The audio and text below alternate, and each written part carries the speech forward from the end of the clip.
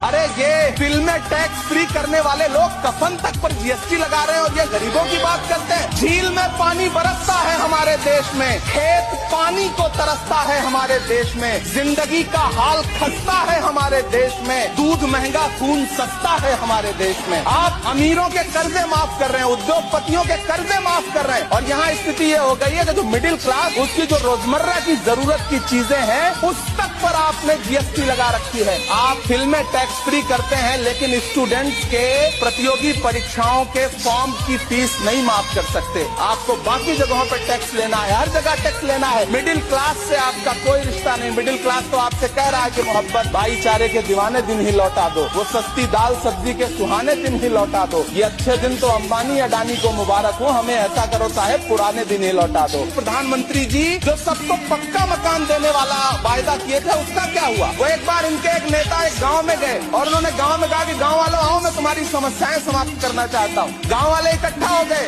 नेताजी ने गांव वालों से कहा बताओ तुम्हारी दो समस्याएं बताओ, मैं दोनों समस्याओं का यहीं पे समाधान करूंगा। तो गांव वालों ने कहा साहब हमारी पहली समस्या है कि हमारे यहाँ कोई हॉस्पिटल नहीं है। तो नेताजी ने मोबाइल निकाला, कहीं फोन मिलाया और मिला के फोन पे पता नहीं क्या कुछ कहा कि यहाँ गाँव में हॉस्पिटल नहीं है, हॉस्पिटल तुरंत यहाँ हॉस्पिटल चाहिए। गाँव वाले खुश हो गए कि 1 मिनट में यहाँ हॉस्पिटल आ रहा है। अगली समस्या के बारे में उन्होंने नेताजी ने गांव वालों से कहा कि मैंने आपकी पहली समस्या समाप्त कर दी, दूसरी समस्या बताओ। तो गांव वालों ने कहा साहब इस गांव में कोई भी मोबाइल का